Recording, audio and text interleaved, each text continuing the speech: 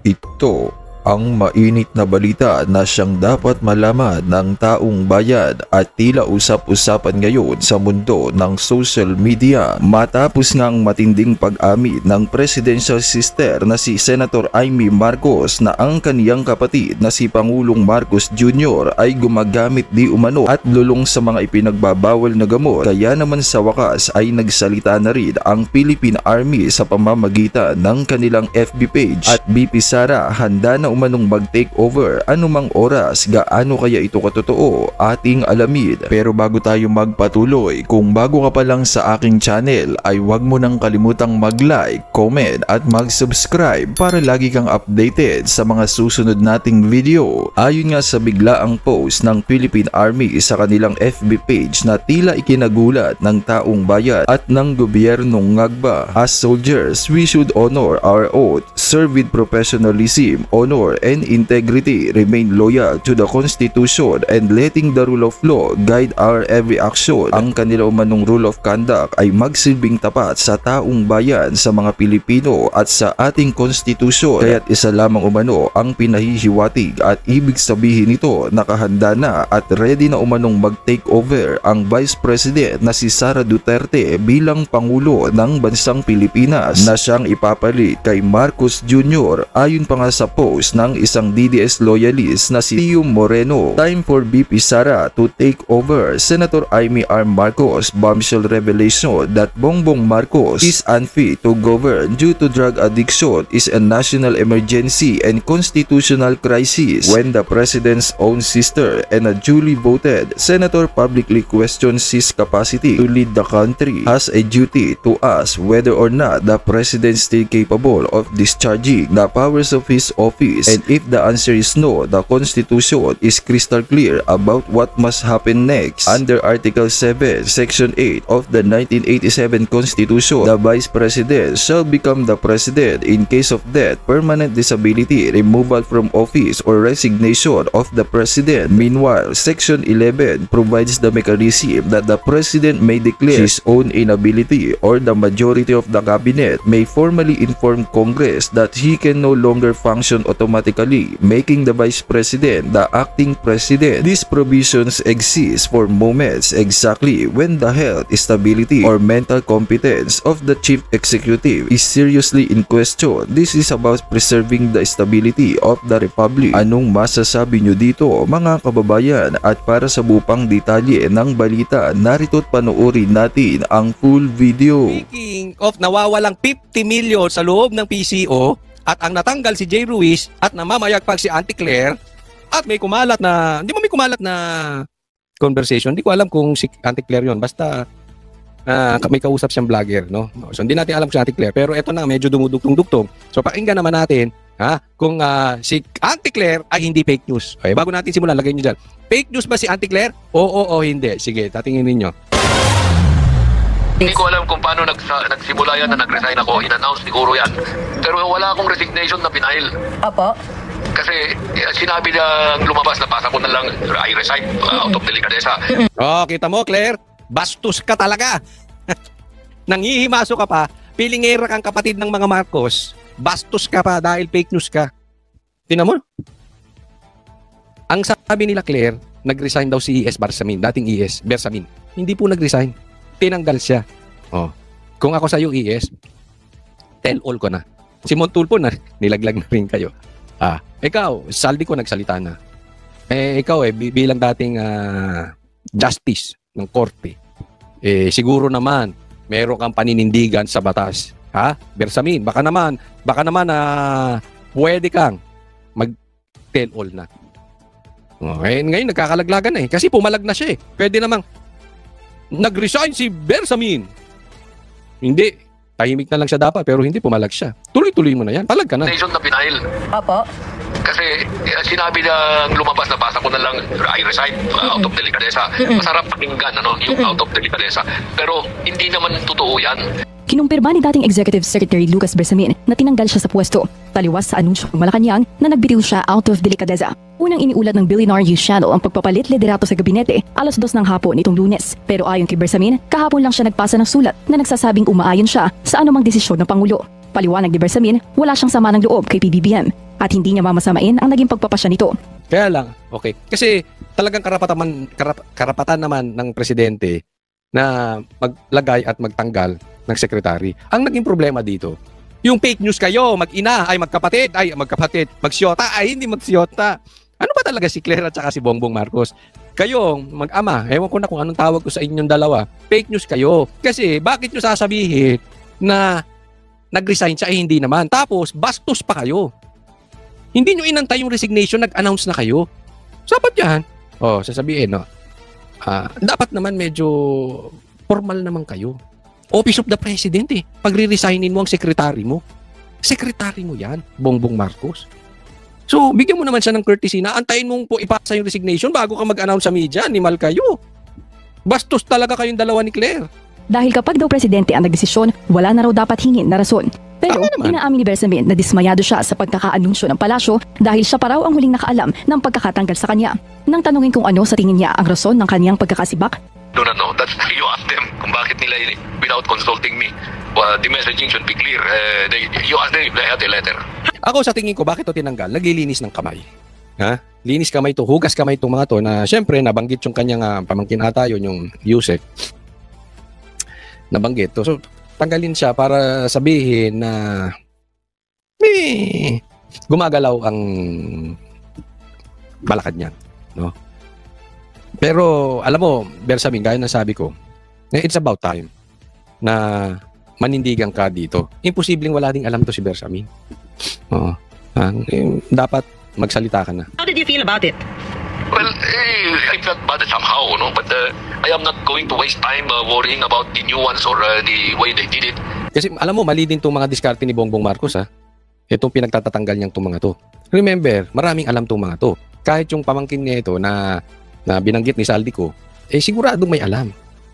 No? So, parang mali rin ang diskarte. But anyway, siguro talagang dahil sa kakakapit sa patalim ni Bongbong Marcos, kakakapit to ko sa posisyon, wala na siyang magawang tama.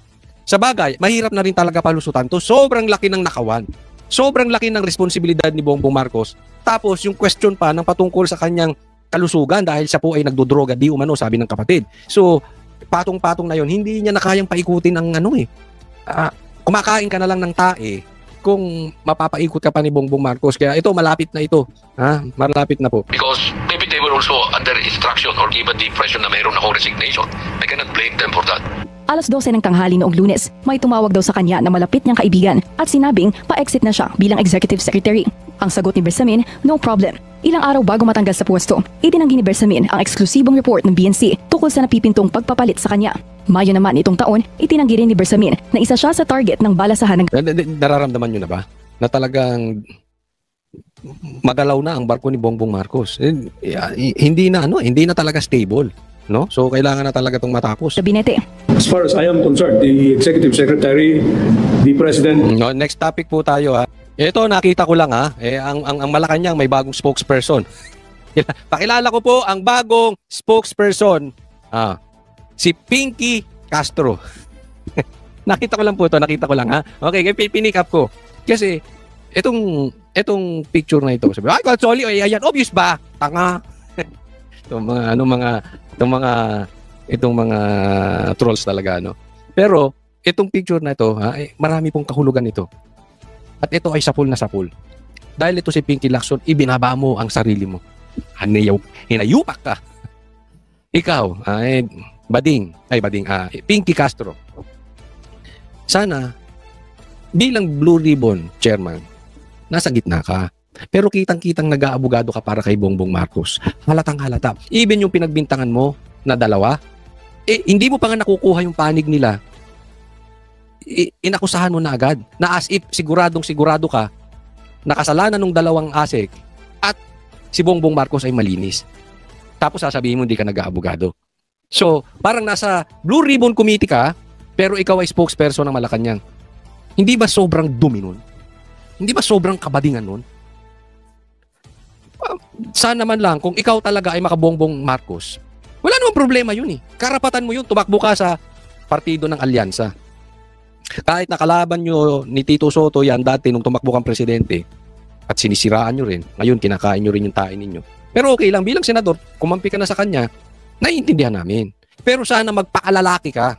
Huwag na huwag mong sasabihin na hindi ka nag-aabogado kay Bongbong Marcos pero yun naman ang ginagawa mo. Kabaklaan yan, Brad. Sir, yung ginagawa mo. Tapos umalis kang bilang Blue Ribbon Chairman. Bumalik-balik ka pa dyan eh. Hindi naman para imbestigahan ng dalawang partido. Sa simula pa lang, may desisyon ka na. Malinis si Bongbong Marcos. Saan papatungo yung ating investigasyon? Brad, magpakalalaki ka. Kung gusto mong tayuan si Bongbong Marcos, umalis ka sa Blue Ribbon Committee. Blue Ribbon Chairman. Kung gusto mong Blue Ribbon Chairman, umasta ka nang naaayon. Huwag kang parang abogado ni Bongbong Marcos. Yan lang naman ang sa atin. Di ba?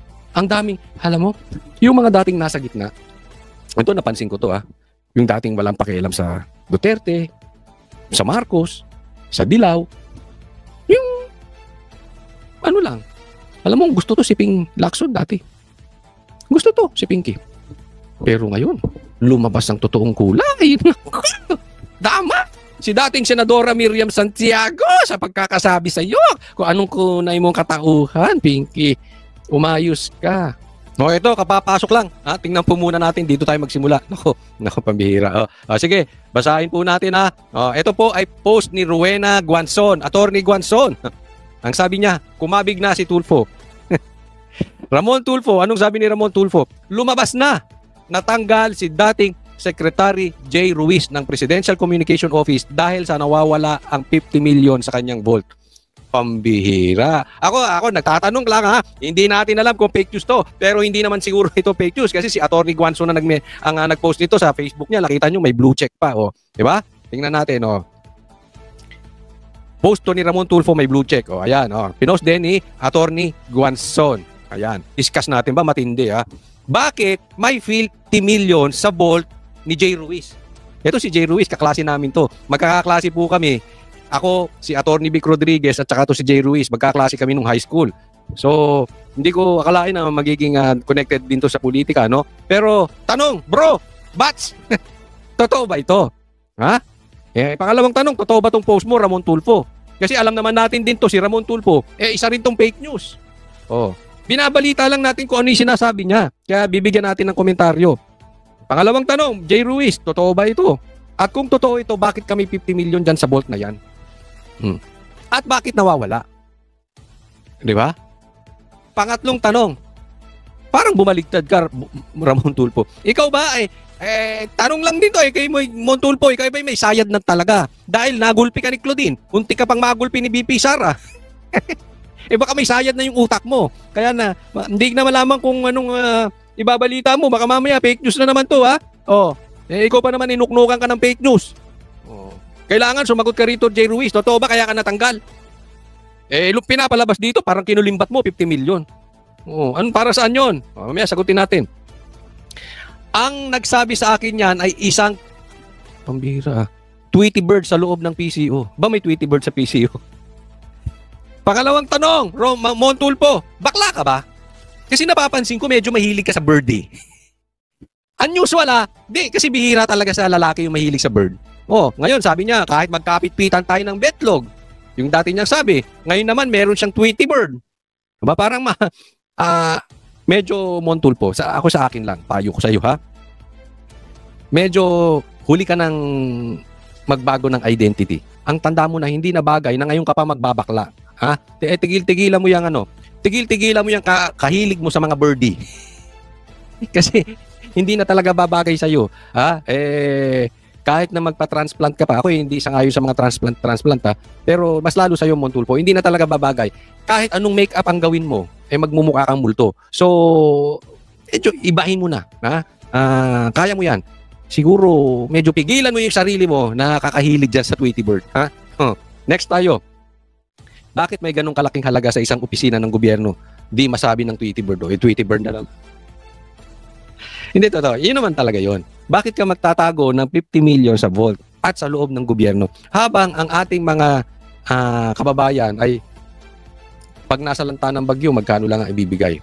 Halos hindi makakain. Halos minimum wage, hirap na hirap sa kanilang trabaho tapos kayo ay may 50 million dyan. Ready. Ibig sabihin, merong naka-ready na dapat gamitin ng presidential communications. Ibig sabihin, posibleng pang communications yung 50 million. Para saan yung communications? Pang optics, pang naratibo, ayan, pang marketing. Hindi inireport sa pulisya ang pagnanakaw dahil di maipapaliwanag kung saan ang pinanggalingan nito. Pero may haka-haka na ipambabayad sana ang 50 million sa mga influencers at vloggers na defender ng administrasyong BBM. Grabe ka, Montulfo, sa pasabog mo. Talagang bumaliktad ka na. Kinana mo na si Bongbong Marcos. Naramdaman mo, pabaligtad na ang bangka. Palubog na ang bangka, kaya ikaw ay safety na. Pambira, oh. Ay, nako. Pero alam mo, ha? Ako, dito sa point na to, yung 50 million kung may nawawala, hindi, I don't know. Pero yung itong ipambabayad sana sa influencers at vloggers na defender sa administrasyong BBM, totoo yan. Ako, naniniwala ako dyan. Kasi, ang dami talagang trolls. Ha? Bukod dun sa trolls, ha? Si Bongbong Marcos mismo, inamin niya may mga trolls siya. Sa katunayan, may mga kakilala ko, umaamin nga sila eh. Yung isa nga, pinost pa ni Banat Bay. Diba? Gusto nyo, ilabas namin dito yung mga conversation. Alam namin kung sino yung mga bayan. Lalong-lalo na yung dating Duterte na halos sambahin si BP Sara, biglang bumaligtad. Delegates yun, bayad yun. Kami mismo, naalok kami. Si ano naman yun, dating speaker, naalok kami, balatan lang daw namin si Sara. Kaya alam namin, sa simula pa lang, talagang kakarnihin si BP Sara. Kaya ako naniniwala ako dito, ang sarap ng buhay. Hindi totoo yung mga vloggers ng mga BBM. Ang sarap ng buhay ng mga animal na yan. Kumikita na sa YouTube nila.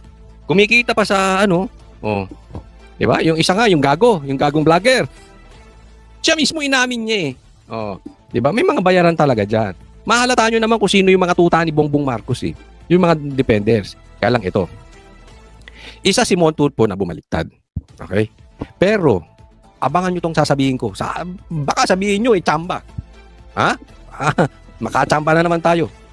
Unti-unti, mga vloggers lilipat na. Yung iba, na sinunog na nila yung bridge nila, hindi na sila makalipat sa Duterte. Yung iba lilipat sa Dilao. Yung iba hindi na rin makalipat sa Dilao, gigit na. Pansinin nyo yan. Naku! Bro, hindi ko kayo nilaglag, ha? Hindi ko naman kayo pinangalanan, ha? Pero yung iba dyan, kaibigan natin, oh. Tingnan nyo, gigit na yung mga yan. Okay lang yan kasi yung pinambayad naman sa inyo, galing din sa taxes, eh. Di ba? So, okay lang yan. Ha? Pero, sila mismo, ramdam nila. Ha? Ito mga influencers, ha? Ramdam nila, malapit na. It's just a matter of time. Bakit? Sobrang laki nung nakaw, hindi maitatago. Sobrang laki nung binitawan ni Amy, hindi maitatago. Hindi na. Unti-unti na ito. Yung iba, lilipat dahan-dahan. Pero yung iba talagang isang malaking tao lang. Tapos to. Maniwala po kayo sa akin. Ha? Abang-abang natin. Abang-abang lang, ha? Abang-abang natin. Hindi natin alam, malay natin si Tambi bumaliktad. Ha?